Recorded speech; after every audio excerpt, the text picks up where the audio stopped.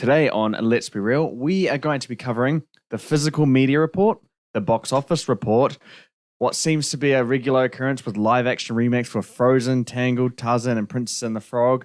Deadpool 3 has finally been delayed. The first trailer for the Zone of Interest and our thoughts on that. We're going to be talking about Matthew Vaughn's thoughts on Star Wars and perhaps joining the DCU with James Gunn. And for our grand finale, we're going to be finishing off with the MCU having a soft reboot after Secret Wars. All right, people, welcome to another episode of Let's Be Real. I am your host, James, and I have the honor, the privilege to be joined by Nan. How are we doing, man? All good, mate. All good. Second live potty. I know, it's been good to have you back. I much prefer these in person. And not over Zoom, where we can only talk 40 minutes at a time. I liked it in Zoom. It was a lot more comfortable. Yeah, that's true. Don't worry, we'll get out of these seats at some point. We'll upgrade. Bring some lazy boys. We don't have Kyan with us today. I guess he's celebrating the long weekend. I think, he's in Tauranga, actually. Is he? Yeah, and he took the bold risk of coming back today when there's going to be all the traffic coming back. Oh, no. Yeah. Is that why you came back yesterday? Yeah. Yeah. I was like, I can't be fucked sitting in traffic for a 2.5 hour trip and it just ended up being 5 hours. Like, fuck that. Yeah. Oh, that'd be a nightmare, especially after a long weekend. Yeah. But anyway, man, what have you been doing? What have you been watching? Anything interesting? Nothing movie wise. Nothing movie-wise? Nothing. TV-wise? No. No? I got up to episode 6 of Andor. Oh, I yeah? was down there. Episode 6 was actually really good. I think I can start to see where Kyan is coming from. Oh, is it starting to get really into it now? Yeah. Oh, okay, that's interesting. Although I did find episode 7. Did I watch episode 7? Can't remember. If I watched episode 7. But episode 6, I found that quite an entertaining episode. Nice. Otherwise, I've just been watching sports. Had Yeah. the fight yesterday, Volkanovski and Markshev. Yeah. Absolutely killed him. Knocked Volkanovski out in No. like the first round. And then also the Rugby World Cup that's been going on. South Africa All Blacks final. Yeah. Next week. Should be good. I gotta say, man, it's been, for me in this Rugby World Cup, I've been the least interested in it in the last 4. It's just boring. It's just South Africa and New Zealand. Like, there's no competition. I don't think that's how sports should really run. It's because the semi-finals and the finals was played in the quarterfinals. What do you mean? So the final Yeah. or the 2 semi-finals is played in the quarterfinal, you know? So who France- should be in the final then? Ireland and, I don't know, probably France. That way it's guaranteed someone new to win. Yeah, I just want someone new to win. There just needs to be more competition. It's very easy to read the tea leaves and just know where everyone is going to be. Yeah. And we saw 2 weeks ago that, it's going to be New Zealand and South Africa. Pretty much. They need to fix the pools first because that was a big talking point about how the 4 best teams were literally on one side. Yes, In yeah. the knockout phase. They should do the polls really close to the time of the Rugby World Cup so they can see where the level are at and how good they are. Probably should. Yeah. But I mean that's similar to F1 with Max Verstappen just winning it and we still got 7 races to go, you know. So it just gets boring because you already know he's won and stuff like that. Red Bull's already won as well. So yeah, I love competition in sports. I don't like it when it's runaway success. But I've been watching Loki halfway through that season now. I gotta say it's pretty good. I think it's on par with season 1. Is the 3rd episode out? Yes, 3rd episode's out. It's really good. I might as well just wait another 3 weeks and watch it all at once. Yeah, I'd recommend watch it. We're going to be reviewing that one, so watch on that. Just get ready for that. Get ready for the finale. It's building up to something good. I think it's just good because this has implications to everything else in the MCU, and the writing's good, and it also takes time with its characters and all that kind of stuff. So I'm really enjoying that. Just hopefully it can stick its landing. After a good opening. I all caught up with Gen V. We'll be watching those. We have early access through Amazon Prime to watch the final episode, so I'm all caught up with that one. Really good show. Oh, Definitely get onto that. Haven't even watched the first episode. Yeah, get onto that one. I'll do a review on that in the next week, but I don't know when I'll be able to drop it because of embargoes, but really enjoying it, man. It is very much like The Boys, but a refreshing take with different interesting characters. Oh. I've heard that it's the Gen V season 1 will hand over to The Boys season 4, and then season 4 will hand over to Gen V Season 2, which just got renewed. So Oh, that's cool. yeah, no, it's gonna be cool. I haven't touched Andor for a wee bit, but yeah, I've been playing Spider-Man 2. Oh, how's that? Yeah, it's so good, bro. Still need to get that. Yeah, it's sick. Probably one of the best games I've ever played.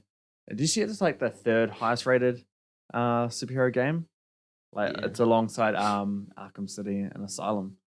So yeah, nah, man, I've heard good things. It's very good. Get that OLED out. It's so beautiful. The action kind of sequences are they're just amazing and like so immersive. Yeah, really, really good game. But I'm coming to the end of the story now, so it's like sad to it's going to be over soon. But Yeah, I was going to get it today, but then I don't know. We'll see. Otherwise, I'll just wait till next pay and get it. yeah, fair enough. Get it before you get spoilers. Oh, and the original take on Venom so far, interesting. Oh, it's original. Yeah. It's a different new take that we haven't seen before, and it's interesting. I always find it like just so impressive how they can keep finding new ways to make Spider-Man, and they just keep doing it, and it just keeps being great. Like, you know, wish Batman had that, but he doesn't. Just keeps getting worse with him. Oh, actually, no jokes. The Batman's there. Exactly. Don't worry, lad. Don't worry. Or the Batman in the DCU does not exist. It's just Christopher Nolan and the Batman. Pretty much. And the Batman animated series. Yes. But I'll have that finished by next potty. So if you don't have it by then, I'll give you my take. No, I'm pretty convinced if I finish on time, I'll head down to JB now and get it. Oh, yeah. Fair enough. Because my mate is also playing it, and yesterday he was just talking to me about it. I was like, oh my god, fuck, I need to get it. And then I've been seeing all the good stuff about it. Dude, about how it's like not quite on par as Arkham City, but like Arkham Asylum type level. And I was like, that's a very good game in itself. So I was like, oh shit. Definitely one of the best of recent memory. It's like higher rated than like Red Dead Redemption, or no, just under that or something. Yeah, one of the best ever. But yeah, anyway, we are going to dive into the action of this podcast, but we do want to hear from you guys. So slide into our DMs on Twitter with your suggestions or any topics you'd like us to cover. And who knows, it might just make it onto our show. And also support us by subscribing to our YouTube channel, hit that subscribe button, hit the little bell to never miss a beat from us, and support our endeavor as we come onto video. Sometime in the future, it will happen. Any more content from us, just head over to MovieGainz.com. That is your go-to source for our box office projections, our Oscar award season projections, everything physical media, and a whole lot more. You can find a link to all of this stuff in the description below.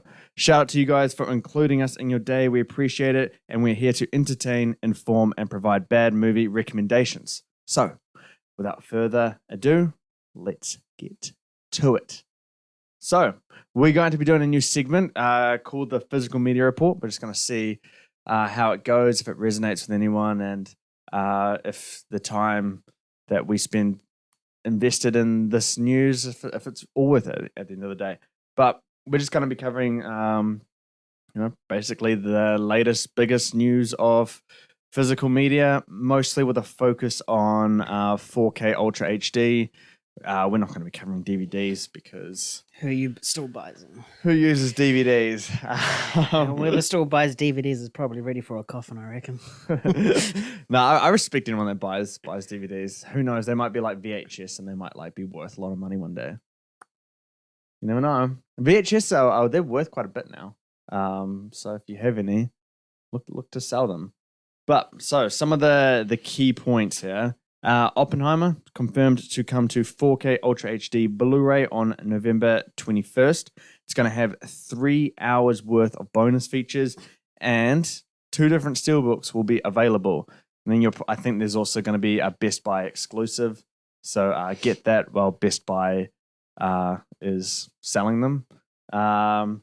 Steven Spielberg's The Color Purple and James Cameron's Titanic are getting the 4K treatment as well. So they'll be released on December 5. And check out the photo for the Titanic collector's set. It's just absolutely stacked with so much in there. So if you are a big fan of that movie, definitely look to get that one. Other notable 4K Ultra HD Blu-ray releases include Planet Earth 3, coming 8th January 2024, Saw X 21st November, Blood Simple on January 9th, 2024, Love Actually on December 6th, Varsity Blues on January 9th, 2024. Trainspotting on January 30th, 2024.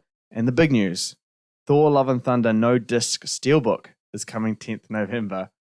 So, Nan, I know you're going to get the Steelbook, but any of these interest you? Anything interesting about them? Yeah, you are right. I'm going to get the Thor Love and Thunder Steelbook with no disc because, that's just awesome. That's fucking stupid. My goodness, why would anyone buy a Steelbook with no disc in it?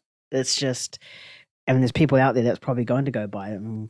Well, yeah, we've seen all those photos where it's like, oh, here are my 20 Iron Man 4K things. And it's like all these different things. I'm like, why would you buy 20 of them? Exactly. Yeah. Well, at least those 20 have disc in it. Why would you buy something like the whole point? Maybe they did what we did or what we do, which we capitalize on those very good, cheap discs. And then they see this and I kind of want to upgrade for that. We've bought really cheap discs when we can. And then we're like, I kind of wanted the Steelbook or the yeah. So perhaps, but then you're kind of losing money at that point. Exactly. Yeah. We're idiots because we lost money for that. But I just don't see the point in selling physical media with no disc because the whole point of physical media is that disc. Mm-hmm. I mean, otherwise you're just buying a container, and who wants a container? Anyway, moving on. Oppenheimer, yeah, I'll definitely get in that. Yep. As will you. Both Steelbook. I have everyone in Nolan's, and I'm pretty sure you have. Yeah, Nolan's. Yep. You have all of Nolan's. In Steelbook, yeah, except for the Prestige. I don't have everything in. Because I got his 4K collection, and then I think I got Inception. Yeah, you got a lot of Nolan Steelbook. I think I only have Inception. Yeah, because I don't even have Tenet in Steelbook. But you have Tenet though, right? Yes. Yeah. So I'll definitely get in that. 3 hours worth of content. So looks like it's going to be a 6-hour marathon, one for the movie and one for the content. Titanic, I think that's the biggest news of this week for physical media is that it's finally getting a 4K treatment. Yeah. Good. I think a lot of people would really want that. We know that it's been coming out in cinemas in 4K recently over the past couple of years. Yeah. So now that they're finally doing a physical media for it, all those Titanic fanatics will finally get to add that to the collection. Once that's good. Color Purple, haven't seen it, so I can't quite comment on that one. But yeah. As for the rest, doesn't really interest me that much. I think you have one of the Planet Earths. Was it Planet Earth 2? Planet Earth 2, yeah. They're very expensive, so I'll get Planet Earth 1 when it's cheaper. Yeah, I know those are beautiful on OLEDs and stuff, but yeah, none of these movies really interest me for it to add to my collection. But yeah, I think the main one will be Oppenheimer, and I'll probably have a think about Titanic as well. Yeah, man. You got to get Titanic. It is a classic. It's in the top 5 highest grossing films of all time. You got to have that whole list, man. No, I'll definitely be getting Titanic. I'll think about Oppenheimer. I'll definitely be getting Oppenheimer, no doubt about it. Steven Spielberg's Color Purple. I'm going to watch The Color Purple before The Color Purple, the new one, comes out because Steven Spielberg's one got nominated for, I think, 11 or 12 Oscars. Didn't win any. But it's clearly good. So I'll give it a watch, and if I do like it that much and it looks beautiful enough, then yeah, I'll probably invest in that disc when I get the chance. Otherwise, Planet Earth 3, it'll probably debut at $70 NZD, which is quite a bit for us. So probably not immediately, but definitely in the future. You could get a whole box set of a film for that amount. Yeah, exactly. Yeah, it's just I think TV shows are always way more expensive. Yeah, because they're a lot longer, obviously. But yeah, I'll wait on that one. I've kind of paused on buying stuff lately, just with all the money stuff happening at the moment. So when I get back onto the train, I have a lot more to catch up on. So from this list, yeah, it's really only Oppenheimer and Titanic that I'll definitely be getting at this point. But we're going to move on now to some box office results. So at number 1 was Taylor Swift, The Eras Tour movie, which dropped 66.6% to 31 million for the weekend and for a total of 129.8 million. Killers of the Flower Moon debuts at number 2 with 23 million. At number 3, we got The Exorcist Believer, drops 49% to 5.6 million for the weekend, and with a total of 54.2 million. At number 4, Yeah. we got Paw Patrol, The Mighty Movie, drops 35.4% to 4.45 million for a total of 56 million. And at number 5, we got the 30th anniversary of The Nightmare Before Christmas, which debuts at 4.1 million. And I know Nan's going to be happy about that because he has ordered the 4K to come to his house. I have, Yeah. yes. And it does make me happy that an old movie like this, especially in claymation as well, reaches number 5 after 30 Top years. 5, yeah. Yeah, that's really good for a 30, like, because not many people are into that claymation sort of style film. I guess it's maybe because it's a classic is why people went and saw it. So yeah, that's great on it, and I can't wait for that 4K to come so I can watch it. Paw Patrol, how good. Oh yeah, you went here on the podcast where it was me and Kyan, and it was the box office results, and there was like a 3-way between that, The Exorcist, and something else, or I think Saw X or something, and it bit them all. And we were like laughing about it. The power of kindy kids, eh? Taylor Swift, 66% drop for 31 million. It only released them during weekends, eh? Yep. Yeah. Oh, it's pretty bad if you think about it. If it's just for only open during the weekends and had that big of a drop, goes to show that the interest is slowly starting to die out, and maybe the first 2 weeks is full of Swifties going to see it, and pretty much after that it's just going to die. Yeah, I think everyone's been scared to go see it, like outside of Taylor Swift fans. I don't know if you've seen videos of screenings and that, but there's people in like, they go down to the bottom in circles and they're jumping around singing. I've seen that. Yeah. And there's like, how it's cringe. just so much commotion. I've seen lots in cinemas. I've seen lots of videos of what happens in cinemas. I've seen like, MCU movies, someone does a backflip. What was it? Fireworks in an Indian screening for Endgame or something like that. I think that's the best ever. That is the best. But yeah, Taylor Swift, everyone's screaming and jumping around. You're going to go watch a movie, you're going to avoid that one. Yeah, if someone did that in my movie, I'll throw my can of Coke at them, eh? Can of Coke? I don't know. I'll buy a can of Coke so it hurts them more. Oh, tell them to sit down and watch a movie. Killers of the... Tie this man up in screenings. Killers of the Flower Moon with 23 million. That's not too bad for a 3.5 hour almost Martin Scorsese film. That's probably a bit more than what I thought it was going to be. So I think that's pretty good. I guess it's more of a critical sort of movie rather than a blockbuster box office sort of machine. Yeah. I mean, it's hard to attract an audience. I mean, you're going to have Leonardo, De Niro, even Scorsese to a bit, really attracting people to those seats. But outside of that, it's not really a story that's going to capture casual audiences and all that. No. So I think 23 million is pretty good. I know it was tracking between 20 and 30. I suspected it would be more on the high end, but for 3 hours and 26 minutes, it's like, it's respectable to get that figure, even though we've seen stuff like Avatar, Endgame, Return of the King, all breaking billions of dollars, despite being over that 3 hour mark substantially. So I don't think the runtime has a huge effect, but yeah, it's a decent one. Who knows how Apple / Paramount is really going to handle this movie, because it was meant to have that, limited opening in cinemas and then just push on to streaming. So, but Apple's apparently committed to the theatrical thing. So hopefully it's very small drops for this. But it does hurt to have Taylor Swift beating it on its opening weekend, I must say. But something else that hurts is live action remakes. And we're shifting our attention to Disney because we keep hearing about this, and it might be a segment where I get a little bit heated because it's just so frustrating. Get ready for another fiery podcast snippet on TikTok, people. It's going to be a good one. No, I'll hold it in for this one. But yeah, no, we have some live action news. We've heard about little droplets from insiders about these live action things, but we've gone to some confirmation now. So Frozen, Princess and the Frog, Tangled, and Tarzan will be getting the live action treatment. We obviously know that Tarzan already had it before. And Moana, that live action one is coming as well. So yeah, we've had not all, but like a lot of the old classic Disney movies getting their live action treatment. Now we're getting newly released Disney movies live action treatment. What's your takeaway on this? Yeah, the newest one would be Moana, right? That came out in 2016. Depends if you consider Frozen too. But yeah, Frozen, yeah. Yeah. Otherwise, the rest is like very early 2000s sort of time, except for Tarzan. Princess and the Frogs, 2009. Yeah, 2009. Yeah, and Tangled's 2011, 10. 10, yeah. Yeah. And then Frozen 2012. The only one that I would be interested in this is Tarzan.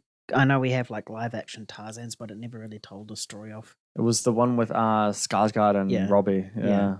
But that was never really like, telling the Disney story version of it. Oh, it was like trying to do a different take, eh? Yeah. So I think that's probably the only interesting one that I'll be interested in and probably looking forward to. Yeah. Take that with the loosest terms ever. All right. Most anticipated. Who knows, depending. But I think that's the one that has the most potential because, you got human characters and then if you just do the animals like you did in Jungle Book, then you should be sweet, because then you're not just completely relying on the animals to carry a movie. You also have the human element of that film as well. What about all these other movies that have human leads? Get into that. Okay. Frozen, I think it's a bit too early for that. I mean, there's still Frozen 3 is in development. Like, wouldn't you rather tell the story of Frozen in animation form and then get to this? Stupid in my eyes, but that's probably one that could work. I'd love to see a live action Olaf just to see how horrendous it is.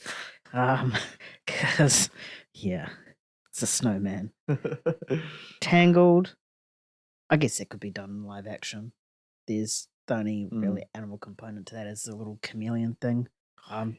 That probably has as much potential as Tarzan would. Just don't cast Zachary Levi, please. Princess and the Frog, that'll be crack up. I'd love to see someone make out with an actual frog because that'll just be funny. It would just be a green screen like object that they're kissing. I know. It'll just be so bizarre, like this human, like falling in love with like either a real frog if they use that, or like just a green screen. Just get Nolan to direct it, then it would be a real frog. That'll be your top 10. I think it would be yours as well. I would be very interested, but yeah. But yeah, I think I'll rank these in terms of my anticipation for them. Okay. It'll probably be Tarzan, Tangled, Princess and the Frog. Do I need to include Moana? Yeah, throw Moana into the mix there. Oh, he's got to rearrange it now. No, it's just probably Frozen and Moana. Moana's just too soon. So Moana's at the very end? Yeah. Okay, yeah. Oh, yeah, I'd go something similar. See, I love Tangled. How it can work in live action, I think it's pretty easy. It's just probably getting the hair right. I don't know how that can really work visually. Wigs on wigs on wigs. Yeah, I know, but I think it'll probably just be CGI'd. Yeah, messy, and if it's CGI, you could probably tell. And it's just, if they can get that right, if they can make that visually look okay, then I think that probably has the most potential. But yeah, it really depends on how closely they're going to follow the previous one. Frozen, I guess it does have potential, and I always knew we were going to get a live action thing, but I didn't think we'd be getting it when they're currently, having sequels and even the podcast series. You're just going to confuse people by having a live action animated version of Frozen, especially if they're telling the exact same story. Yeah. It's just lazy, and you probably shouldn't do it. Moana, live action Moana, just make Moana 2. Like, why? With The Rock too. Yeah. I got a feeling that it's just Dwayne Johnson. He's the one pitching this and be like, no, we need to do this. We have to. Everyone wants this. He has to because he is literally starring in it. Yeah, and they're like, oh, well, yeah, sure, we'll do a live action Moana. We'll cast some people. And he's like, no, I'm the one that I need to be in that. They'll probably make him the main character or something. Yeah, it's going to be Maui. Yeah. It's going to be Maui. Because I think the girl who voiced Moana, she was meant to be playing Moana, but I think she's dropped out for some reason. Yeah. So, yeah. In terms of my ranking, my most anticipated, I rank them in terms of least anticipated. No, but most anticipated, I would probably go Tangled if they can make that work. Princess and the Frog second, Tarzan third, mainly because the human characters. I think has more of a chance to work, but it's not really a story of Disney's that is in. It's not one of the greats or one of the recent good ones. Yeah, then I'll probably stick with you, man. Frozen and then Moana. It's just too soon for Moana. It's too soon for both, really. Yeah. Ugh. It's so annoying. Another thing that is annoying, though, is Deadpool 3 and its release date. Oh, me and Nain have previously been very, I guess, I'm not going to say aggressive, but very frustrated at the Deadpool 3 release date. And that is because it switched with Captain America, Brave New World. And we didn't know why, since Brave New World had already started filming. At that point, Deadpool 3 hadn't started. Now Captain America's finished filming and Deadpool 3 is half done. Exactly. So, yeah, apparently it's not going to be making its May 3rd release date, thankfully, even if the strikes end in the next few weeks. And yeah, that's because it's only done half of filming. Now, the sources that reported this information said that it is a long shot, but it is possible that Captain America Brave New World could move back to that release date as filming has finished already for it. So, I mean, perhaps Marvel executive has listened to this podcast and been like, oh, they actually have a good point about switching them back since, we've filmed one and we haven't filmed the other. My theory is that Deadpool 3, they wanted Deadpool 3 to have that May slot so badly because it's like their big summer movie. It's going to be massive in terms of what's in this movie and the popularity and the box office, all that kind of stuff plays into it.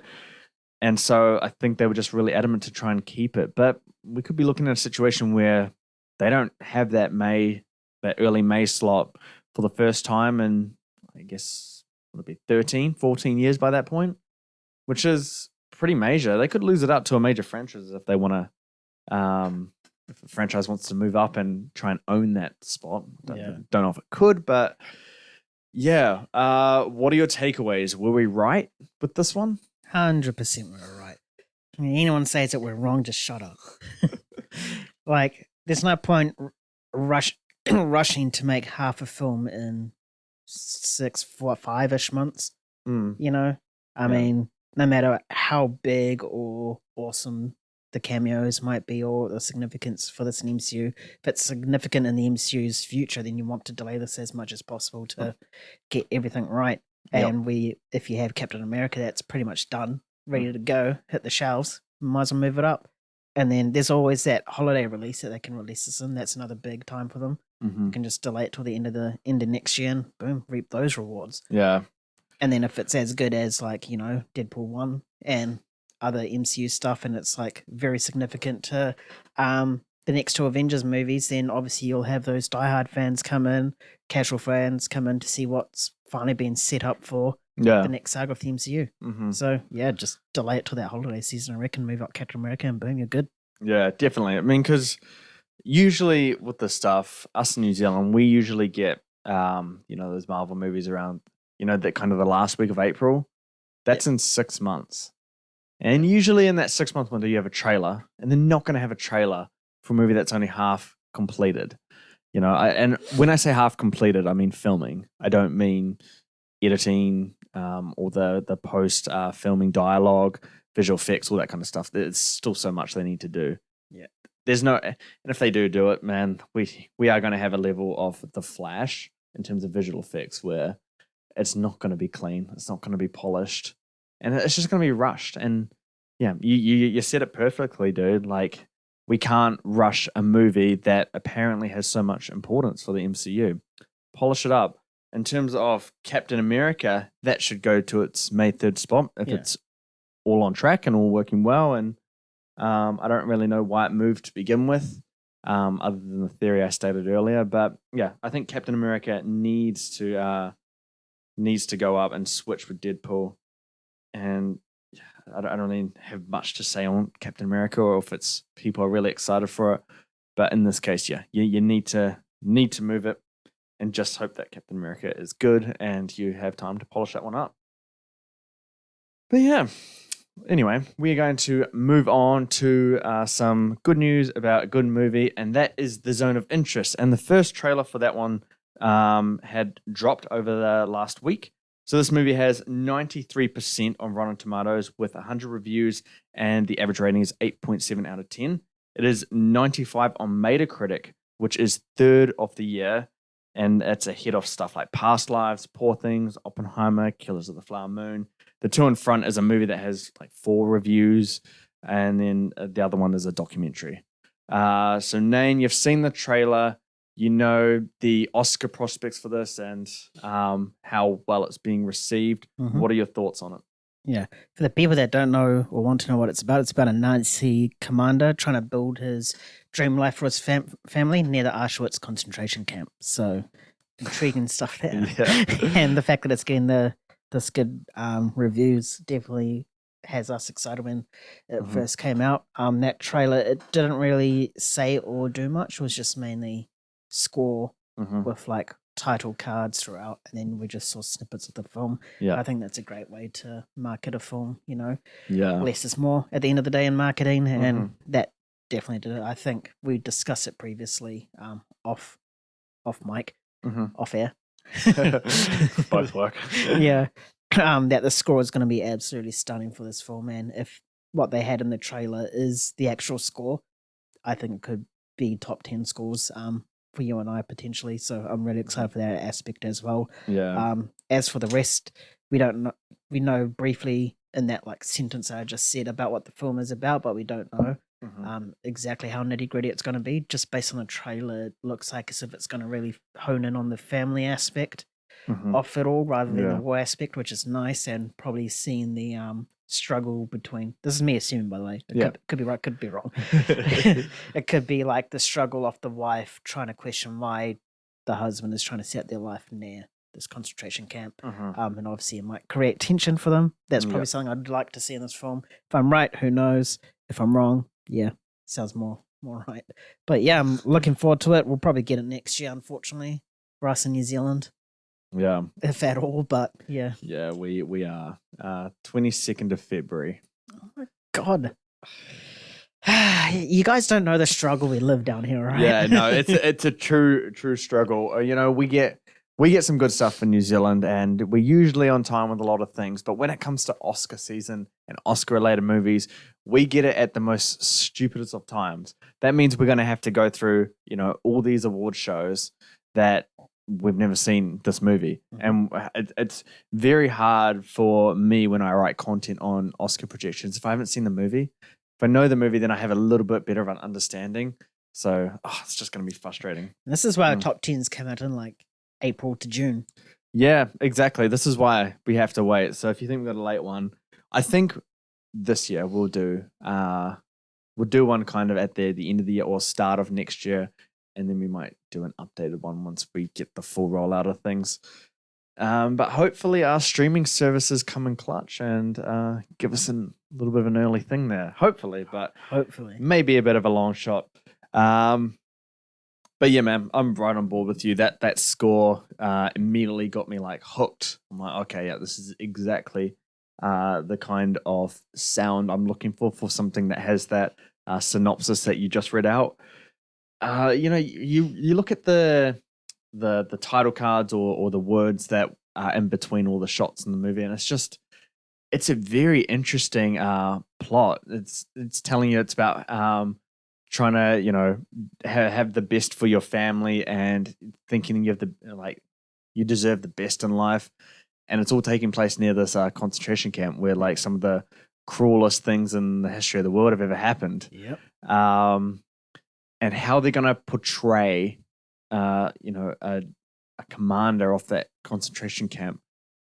Because, you know, raising a family and all that stuff, it's a very beautiful thing, and something I guess most people aspire to have is, you know, raising a family and having a happy life, wife, kids, or all that kind of stuff. So it's going to be showing one of the most beautiful things in life near or like right beside one of the worst things that have ever happened in our history. How they're gonna, or like how the director can portray that and not make them completely sympathetic, but put the sympathetic angle on something and really challenge the viewer. I'm very intrigued, and I really hope it works. I mean, the Oscar prospects for this are very real, and the reception is very good. So I'm very much looking forward to this. It's got to be one of my most anticipated heading in for the rest of the year, or it's for the start of next year for us. But yeah, very high on my anticipation, along with something like Poor Things. Do we get that same time as well? No, I'm pretty sure we get Poor Things early. I saw today that we're getting Saltburn in a couple of weeks. Oh, that's good. Yeah. Let me see. Oh yes, 1st of January, 2024. What a way to start New Year's. We'll get it before. We'll have the screening before Christmas because studios, they show all their movies in that time period for holiday season before that. So we'll get a nice early screening on that one. And yeah, we'll be able to see that one before all these shows, all the award shows and all that stuff happens, which we'll be covering quite closely here. But we'll move on now to Matthew Vaughn. If you don't know Matthew Vaughn, he is a director, and he's directed Kick-Ass, X-Men First Class, the Kingsman films, including The King's Man, and early next year, we got Argyle on the way from him. So recently, he's talked about 2 massive things that I want to cover here, but we'll do it one by one. So he's spoken to James Gunn about the MCU, and to which he just said, "Never say never. At the moment, I'm enjoying creating my own things. The franchise is in the best hands, so let's see what happens." So he's not ruling it out, and I know that he was very interested in doing something Superman based around the time of Man of Steel releasing. But I guess what we can mostly judge, you haven't seen the Argyle trailer, but it's very Kingsman-like. Yeah. And so I think that's where his style is really heading towards. What DC property would suit that kind of direction from Matthew Vaughn, do you think? Well, I think he's been teed up for The Authority, which is pretty much like even though the Suicide Squad is like a B level, it's like a B-er level. Yeah. And then like CD level sort of anti-hero group. So if he has been eyed up for that, I think he could make this sort of style work, with like these minnow sort of characters just creating chaos, trying to work as a team. Yeah. More disruptive than Suicide Squad. Other than that, nothing's coming to mind right now with that sort of style. Because it's very similar to James Gunn, yeah. in terms of the Suicide Squad. That's what I would imagine, especially if you got the R rating, of course. Yeah. What Matthew Vaughn would do would be very similar to what Gunn did with the Suicide Squad. Yeah. In my opinion. I would like to see him in DC. I think there's properties out there, none that's coming to my mind at the moment. Yeah. That he'll actually be able to do good with. I think because he's done X-Men, which is like a group sort of film. That was a good movie as well. Yeah. Yeah. And Kick-Ass, which is, somewhat of a group film. You had multiple characters in that.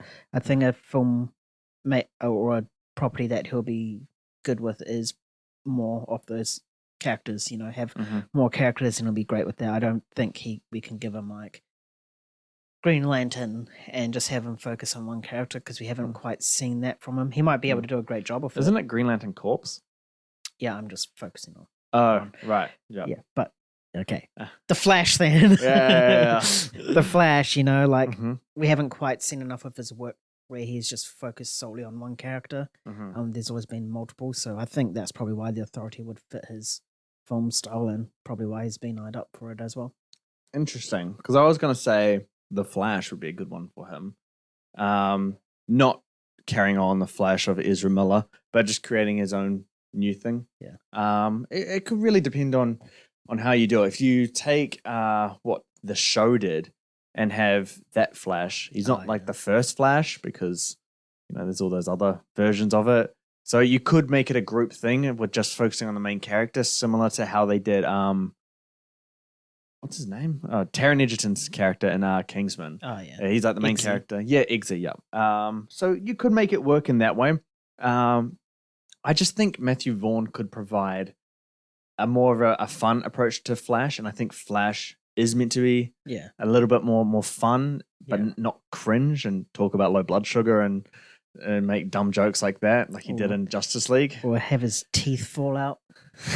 Yeah, or just all of that stuff. So I think he would provide a little bit of a fun aspect, and I think on the visual style he could make it quite creative. I don't think they nailed the visual style very well with the Flash. His running style, for one, has always been something that's just bothered me. Oh, yeah, me Um, too. And just the lightning that goes everywhere. It's just a little bit too much to know what's happening. So I think he could really nail that one. Otherwise, I was going to say Green Lantern Corps. So you said the exact ones that he shouldn't do is the ones that I think he should do. I don't know. For Green Lantern, I said it's a particular character, not Right. the corpse. Like this solo movie kind of thing. So yes. Right. Yeah. But I mean, I don't disagree with you in terms of helming like, like minor characters that we haven't really seen before in a kind of fun and fresh way. I actually think he would really excel at that. I didn't think of that before. Jumping onto the potty here. So yeah, I think there's lots of room for him to fit. But if you're going to have a character, I guess, show like more of a darker side and have, kind of like the anti-MCU where everything's kind of dark and broody, I don't think Matthew Vaughn's quite the right fit there. But he can definitely excel in the other projects where it's kind of like I wouldn't throw him into Swamp Thing, which is meant to be like a horror film, Yeah. But Isn't Mangold directing that? he is, yeah, which is a great pick. So yeah, but Matthew Vaughn in DC, I would welcome that any day. Yeah. Seems like James Gunn's he's trying to get some really good directors behind on these projects. And I feel as a director, he's like pulling in his boys, to Yeah, come help him, yeah. which is pretty cool. And obviously, we're going to see more content from these fantastic directors, Yeah, So that's definitely. But I'm still not completely on board with DCU yet. I need to see it this time. Just lay out. We'll start with Superman Legacy, and then I'll just see where I'm at with the DC. I'm not gonna put all my hopes and dreams into it like I did when I saw Batman vs Superman being announced. I was so excited. I don't think I've ever been more hyped for a movie still than that. Yeah. Oh man, like that period of getting late March, early May, Civil War and Batman vs Superman, because Spider-Man's my favorite like character and coming into the MCU for the first time. Just the anticipation during those few months, it was just insanely high. And Batman vs Superman absolutely destroyed me with how average it was. It wasn't average, mate. Yeah, it was. But we moved on for that. I'm sure James Gunn can do a little bit better. We'll move on to the next thing that Matthew Vaughn had recently said. And basically, you can't hear that. That's the car moving. But yeah, anyway, Matthew Vaughn believes that Star Wars should be rebooted with focus on the Skywalker family. He said he'd want to remake the original films with a new cast. So I'll ask you a two-parter question here. Would you welcome a reboot to Star Wars? We'll break it down in terms of the original trilogy, sequel trilogy, and prequel trilogy. Would you welcome a reboot? And if so, just the originals, the whole saga, start to finish? That's a loaded question, isn't it? It is, yeah. But it's one that we don't talk about because, again, yeah. I think in the actual article, if people read it, he does justify what his comments. He's saying that there's all these other films with a particular character that constantly gets rebooted. Why can't that work for Luke Skywalker? Yeah. So from that aspect, I can sort of see that vision. But if you look at Iron Man, he created the MCU, but that's a character that can easily be recast. But with Luke Skywalker, it literally changed the game of cinema, like sci-fi cinema. Yeah. With the original trilogy and stuff like that. So I think it's a little bit more harder to do that in. It probably could work, but then you're just gonna constantly get compared to the original trilogies and stuff like that. Yeah. I think if they did it for the sequel trilogy, it could work. Because there was a lot of balls dropped during those three movies. If they could like tweak it a bit to give the audience or what actually should have been done, but still kept it the same, then maybe it could work. But yeah, I think Star Wars is probably one that should just be left alone. Should probably Just don't reboot it. Just tell other stories because there's so many other stories in this that people don't know about, which is just as good, if not better, than the Skywalker saga. Yeah, yeah. I think that's very true, and I think that's why there's been no really discussion of a reboot yet. It's because there's just so much in this universe that is unexplored. And so there's so many properties that can be created and shows and movies to tell different stories and, explore different characters. But I'm not fully against his opinions. I thought about it, and I don't like those things being rebooted, and I've always thought that the three things that you can't reboot are Harry Potter, Lord of the Rings, and Star Wars, just because they're just such, I'm not gonna say masterpieces, but they're just so iconic and embedded in pop culture in a way that not many franchises have done. So to reboot them would be a very weird viewing experience. I know watching the Harry Potter series, I'm gonna be like, I can't wrap my head around someone else playing Harry Potter, or a different theme, or the look of Hogwarts being different. It's just gonna be so weird. But if you're gonna do that, then fuck it, do Star Wars. You might as well do it. Give it a go and have a plan. If you really think about the Star Wars 1 to 9, most of it's worse than good, or most of it's bad than good. Yeah, you have a chance to rectify that. Like, how many good movies are in the entire Star Wars thing? Revenge of the Sith is okay. It's awesome in terms of the fight sequences and all the stuff that we love Star Wars wise, but in terms of the story, it's pretty fine. Some cringe lines in there and all that kind of stuff. And then you got the fourth one, which is good. I think it can be improved upon. 5 is amazing. 6 is good, but has its problems. 7 is a carbon copy, but good. 8 looks nice, but what were you doing with the story there? And then 9 was just panic mode. And the first one was just all politics in Star Wars universe. And it was just like, and 2, I don't even know what 2 was. It was just some boring thing, stuff about sand and picnics. I don't know. 2 is by far the worst. Yeah, I hate 2. There's so much bad in there. If there's one that can be improved out of the 3 things that I mentioned cannot be rebooted, Star Wars is the one that needs it the most. Because all the Lord of the Rings are amazing. Yes. Yeah, and I don't think you can improve on that, even as someone who's not really a fan of it. I don't know how you can improve on Harry Potter. You can improve on the stories a bit, but maybe more the characters and the house culture. In terms of the technical side of it and the casting, you can't. I think Star Wars is the one that has the most room for improvement. So I don't think it should be rebooted, but if we're gonna reboot all this other stuff, well, who cares? Might as well reboot Star Wars and see what happens. Yeah. The next question I was going to ask about that one, Matthew Vaughn. Would you want him to? Would he be a right fit to helm the Star Wars reboot if it was to happen? I don't know. Or definitely one out of his comfort zone because he doesn't do sci-fi that often. So it'll be one that I'll be very interested in for sure, just to see how he tackles it. And if there's these vast characters and if he can put a Kingsman sort of style spin to it, but with the Star Wars vibe, I think that'd be very, very interesting. I think it would have done awesome for Rogue One, bringing that sort of group. bringing that sort of like Kingsman style to like the Rogue One sort of dynamic, and I think that would have been really, really entertaining to watch. Yeah, I don't know if it'd be good. I didn't say good. I said entertaining to watch. Yeah, definitely entertaining. His work as a director, he's very good at making things entertaining and fun. Yeah. So I know he'll nail that aspect. In terms of character exploration and all that stuff, that's the one where I'd have questions about, but I don't really doubt his ability to do it. But I think there are very few directors that would take on rebooting the original Star Wars trilogy. Kudos to you if you do it. Not because you can't improve it. I absolutely believe that you can. Most things can be improved. It's what you're going to get from the fandom. Yeah, the fans will just go ballistic. You already see with these really intense fans with DC, Marvel, and Star Wars. They're very They're invested. They're a different breed of human. They are a different breed of human. I think DC is the worst fans though. Yes, we're talking about you, Snyder people.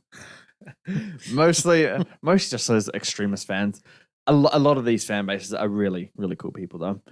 But we're going to move on to one of those fandoms, MCU. So we're back to the MCU. We're talking about that. Recently, a book came out called MCU: The Reign of Marvel Studios, and author Joanna Robinson has a quote from Feige that suggests the MCU will be rebooted with Secret Wars. Now, this adds weight to what we've been hearing over the last couple of months from leaks and insiders, basically saying, that Secret Wars is going to be a soft reboot and we're going to have an all new Marvel after Avengers 6, which is Secret Wars.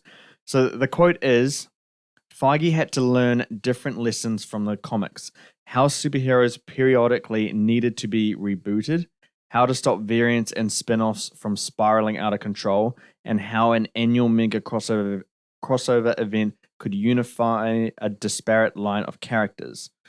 So you take all that information and you see how the MCU is on, how the state of the MCU is today in terms of quality.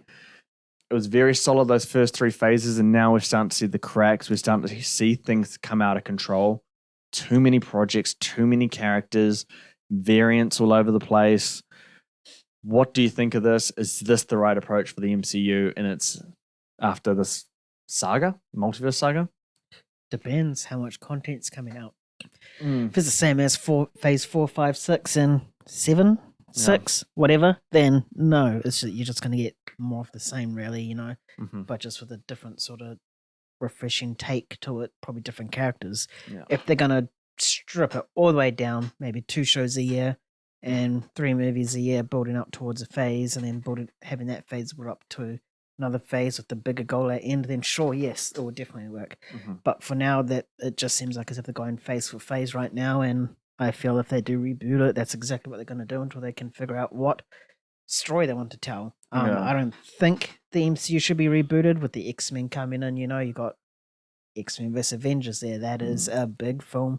They'll make them a whole lot of money if done right. So I think it's a bit too early to reboot in that sense. When I hear the word reboot, I assume that we're going to get Iron Man and Captain America, Steve Rogers, but different actors play. That's the point of a reboot. But they can continue this version of MCU using the X-Men characters, because they now have those characters, which we haven't seen yet. So it's a bit stupid to reboot it now after Secret Wars, when you have like pretty much 2, 3, 4 phases of X-Men to get through to build to that Avengers vs X-Men thing. So maybe reboot it after that. I think when you hear reboot in this, I think it has been described as a soft reboot.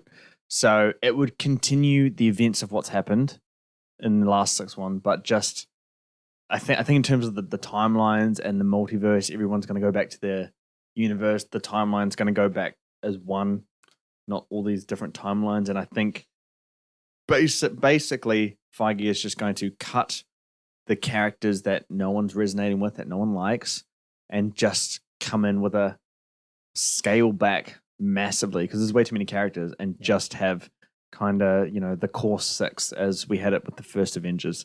I think that's definitely the right approach, because it's just way too much in the MCU. We can't keep track of everything now. Even people like us that follow this kind of news, there's just way too much going on. There's way too much characters. There's not enough time to explore these characters for us to get invested in. And if you want to have the time, then it's too much time for us, the consumer, to be consuming MCU content. We need spaces between it. I think the soft reboot is the right approach. I think they should have had the X-Men in when they got the rights. I don't know why what are we waiting for? Oh no. I don't get it. Maybe they've had a plan, I guess. But if they're going to do a soft reboot, I think you need to honor that and actually have some time between Secret Wars and whatever the next MCU movie is. Like, have your soft reboot and then start from scratch, plan from the beginning, and I guess take 5, 6, 7, 8 years off. I mean, I'm being serious. We're constantly hammered with MCU content. Imagine if it goes for 5 years. that like Gap. yeah, you're going to be Good. wanting to see more MCU again. Just like in COVID. And COVID was It's like 2 and a bit years, but seeing Black Widow was it was 2 years. I was Yeah, like, cool, finding MCU on the big screen. yeah. So we didn't get it on the big screen because it debuted on Disney Plus. Black Widow, we saw it in theaters. Really? Yeah. Shang-Chi and Eternals, we didn't. Oh, because that's when we went into lockdown. Yeah. Yeah. But yeah. So, but that still wasn't enough time. At that point, I had wanted to see MCU again, but when it came back, it was just oh yeah, this is it. You know what I mean. I quickly adapted to it. If it was a longer gap, I would have been like, oh yes, let's go.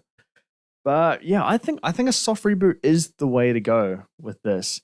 It really depends on how they would do it and like what characters they would want to end. But I think we were discussing this last week. They really need to establish who the Avengers are and what the team is. Who's the leader? Yeah, because we don't even know yet. We might know by the end of the Marvels. But yeah, we need a different one. And I mean, speaking of that, you're obviously going to have a sequel saga to the Multiverse Saga. It will just look very different in terms of the MCU as we know it right now. Do you want the Avengers versus X-Men to be kind of the next saga or next phase or after that? Nah, because they still need to take on Galactus. So it might be like a couple phases away. You think Galactus can work? No. No. Galactus is a being that eats planets, and Silver Surfer did a horrendous job of portraying that. So I don't think it can work. But if Thanos can work, then I'm sure Kevin Feige can find a way to make Galactus work. Well, Thanos is easy to make work. He can stand on the Earth. That's true, yeah. Yeah, he doesn't eat planets. That's true. I don't know. But if there's anyone that could make it work, it'll be Feige. But we'll just have to wait and see. Yeah. I do love the idea of, in terms of the reboot, scaling back and stop having so much characters and power. Like, if Thanos dropped down now to get the Infinity Gauntlet, he'd be destroyed in seconds. Wanda's stronger. You got Gaia now, Jaya, whatever her name is. You got Captain Marvel. You got so much characters. They could all just come together and destroy him instantly. Yeah, just those 3 characters alone. Yeah. In fact, you don't even need the 3 characters. Drop in Gaia. She has every power for every Avenger ever. So I haven't seen it, so I don't know. I just know that she's powerful.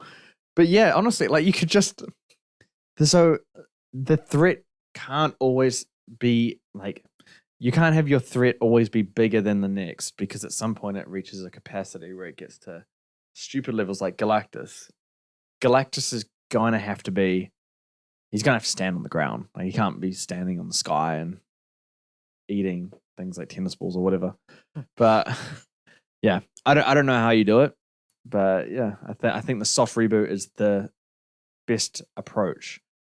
Bigger and bigger's not always better in my opinion. Yeah. Anything else to add on to that one? nah. No. Just like an MCU. How you? Just end it. So maybe you want to end the MCU?